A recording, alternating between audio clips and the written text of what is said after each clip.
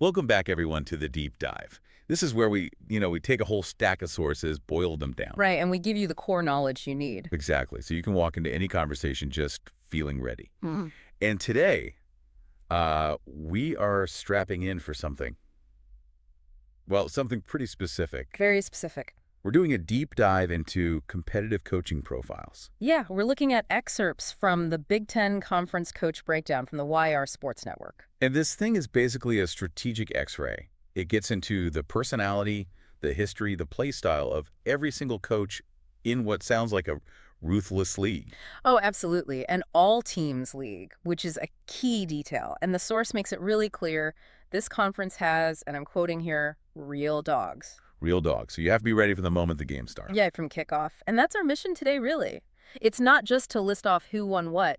It's to pull out those analytical nuggets. See the why behind the stats. Exactly. The human factors, the volatility, the consistency, who's good at exploiting certain schemes. That's the real meat here. Okay, so we've got a roadmap for this. We're going to break it down by, let's call it competitive category. Sounds good. First up, the big dogs, the championship winners, and the high-profile rivalries. Then we'll dig into the wild cards, the newcomers, the soldiers. The guys who make the league interesting week to week. For sure. And then we'll tie it all together, find those common threads that really define this conference's identity.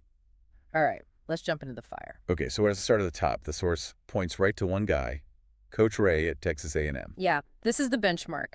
He's described as a certified top competitor. The source just lists it out: Super Bowls, national championships. The pedigree is, it's 100% confirmed. And here's the detail that really matters. It's not just that he wins, but how he won his biggest titles. Okay. He won back-to-back championships with SMU, specifically in an all-teams league. And for anyone who doesn't know, that's a whole different beast. You're managing resources, drafts, caps.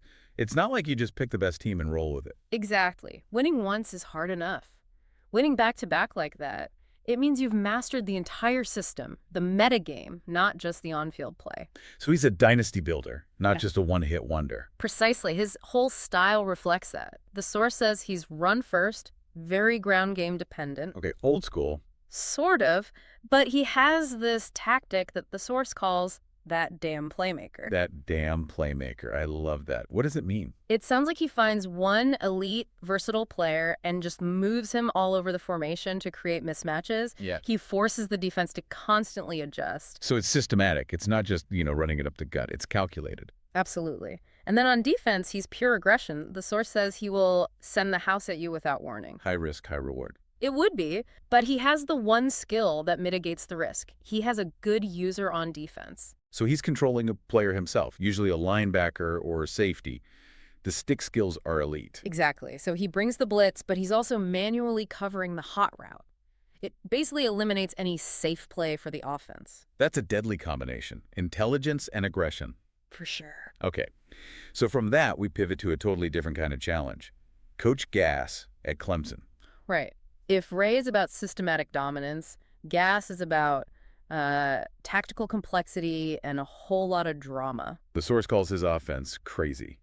And it says he adapted it from a mentor but put his own twist on it. Yeah, and he's known for making these deep runs in both Madden and NCAA. The skill is definitely there, but the skill is only half the story with him. The other half is the personality. The volatility. This is where we get a real window into the league's narrative. There's this amazing quote from another coach, Coach NS, talking about their relationship. Oh, this is the good stuff. Let's hear it. NS says, and I'm reading it here, "Me and that dude go back and forth all the time. I feel like a big brother to him. Key cool for a month, then beefing for 2 weeks because he said something crazy."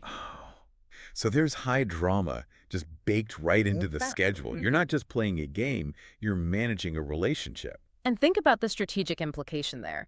NS also says that it only takes one thing I don't like for me to go 0 to 100. So if you're playing Gas, you have to wonder, is he focused?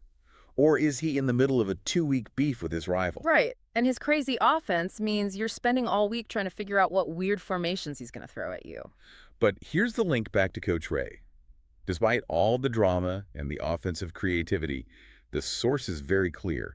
Gas also has a good user on defense. There it is. That's a trend. It doesn't matter what your offensive philosophy is. In this league, you have to have the stick skills on D. Definitely a trend we need to watch. Okay, so one more in this top tier. Coach Justin at Ohio State. The enigma. Yeah, that's a good word for it. The talent is undeniable. He's won bowls, won a national championship. The proof is there. He's been to the summit, but the report says, and this is the key, he just can't seem to make it to the finish line of the league anymore. So what is that? Is it burnout? Is it that the meta has passed him by? It raises that question, right? What's the difference between having championship talent and having championship longevity? He seems to struggle over the long haul of a full season. And his play style. Does it fit the mold? It does. The source says he's balanced but leans more run-heavy. Clock control, physicality, it's the conference identity. And defensively. Terrifying. Yeah. This might be the most direct warning in the entire document. It says he has a dangerous user defense and, quote, don't throw it anywhere near him. So he's like a shutdown corner you control yourself. He just erases one part of the field. That seems to be the philosophy. Control the clock, make them drive the long field, and then bait you into a turnover against his user. All right, so let's move on from that top tier. Now we're getting into the wild cards, the players who really define the league's depth. And maybe it's headaches. And we have to start with Coach Kev at Tennessee. He is the ultimate competitive dilemma. Okay, why is that? Because the source says he's improved a ton. He went from being just okay to giving real competition. He's got a solid user, he's balanced. And he'll spend money. The report says he'll build a really good team. Right. So on paper, he's a serious threat you have to game plan for. But there's a but. There's a huge but. The source says his league-defining flaw is that as soon as he gets rolling, he leaves the league. Oh, no. He's a quitter. He's a consistent quitter. Yeah. The source literally asks, will he ever finish a full dynasty? That's a massive problem for a league. You have this talented player who just blows up the standings by disappearing. Exactly. Do you waste hours scouting him? He undermines the whole integrity of the season. If Coach Justin's problem is finishing a season, Kev's problem is finishing, week 9. The ultimate wild card. Now, next up is Coach Sink at Oregon. The source says he's competitive, gives good competition. You can't sleep on him. And his story is another perfect example of how the off-field stuff in this league creates the narrative. Not another feud. Almost. It was about scheduling. Coach NS is quoted again saying, this guy pissed me off so bad trying to set a time one time, it was ridiculous. Just trying to set a game time. That's it. But he follows it up with, but after that, we've been good since. So a simple logistical issue creates this memorable, lasting tension. It's incredible. The most volatile part of the game can be the league chat, not the fourth quarter. Right. But once the game starts, Sink fits right in. He's a run-first user, and the report says he's pretty good on defense. Okay, so he's reliable on the sticks, just maybe a bit high maintenance often. Seems to be the case. Now let's talk about the future, the new user. Coach K-Dot at South Carolina. And he's coming in hot, right? Making some bold claims. Very bold. He's predicting he'll win 2 out of 5 seasons, which is, that's a huge claim for a newcomer in a 7-year league. You can just feel the eye rolls from the veterans. Oh, yeah. The source's reaction is basically a shrug. It says, I don't really believe that. We can see, though, time will tell. So we know he's confident, but we don't know much about his actual style yet. Exactly. He's either going to back it up or he's just painted a massive target on his back. And finally, let's talk about the anchor, Coach TJ at UCLA. The real soldier. I love that description. His calling card is reliability. He never BS's a game time, and he always finishes his games no matter what. And you cannot mistake that for just being a guy who shows up. That dedication is a competitive weapon. The source says he will clip people when you least expect it. To clip people, so he's pulling off upsets. He beats better teams. Consistently. It says he's been seen clipping a lot of people over the years. He's the guy who minimizes mistakes and capitalizes on yours. So he might not have the flash of a Coach Ray or the drama of a Coach Gas, but that dependability, that pure competitive endurance, makes him just as dangerous in the long run. He's the guy you don't want to see on your schedule in a must-win week. Okay, so we've been through this whole gallery of talent and chaos. If you had to synthesize it, what is the core identity of this Big Ten conference? Well, it's clear it's a conference defined by really strong personalities. But underneath all that drama, they're unified by a very distinct, very physical play style. Let's connect that to the big picture. If you're preparing to play in this league, what are the key takeaways? I see 3 common threads that just jump off the page. First, the defensive mandate is absolute.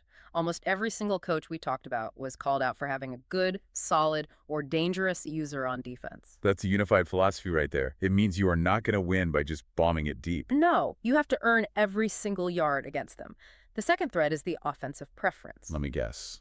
They run the ball. Overwhelmingly. Ray and Sunk are explicitly run first. Justin is run heavy. The whole meta is built around controlling the clock, pounding the rock, and letting your elite user D win you the game. So if you can't stop the run, don't even bother showing up. You won't survive. But the third thread isn't about scheme. It's the drama factor. Right.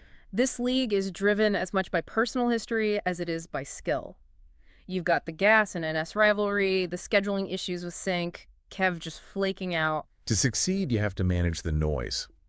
The psychology, the commitments, all of it. And that's the actionable knowledge for you listening. If you're jumping into this conference, you have to respect the stick skills on defense. You have to be ready for a ground and pound philosophy. And you should probably avoid saying anything crazy to Coach Gas. That is your shortcut to being well-informed on the Big Ten. What a deep dive. It's a fascinating ecosystem. We covered the champion pedigree of Ray, the dramatic flair of Gas, the talented but inconsistent Justin, and of course the total reliability of the soldier, TJ. And we saw those common threads, that elite manual defense and the run-heavy nature of the whole conference. But, looking at all this, you see a real spectrum of dedication. You really do. You've got top winners like Ray and these committed soldiers like TJ, but you also have brilliant players who just leave, like Kev, or guys who struggle to finish strong, like Justin. Right. And it raises this really important question for any serious league, not just this one. In a long-running dynasty, what's actually more valuable? Is it the championship-level talent that might only show up sporadically? Or is it just the simple dedication to see the whole thing through no matter what? That is something to mull over as you get ready for kickoff. We will see you next time on The Deep Dive.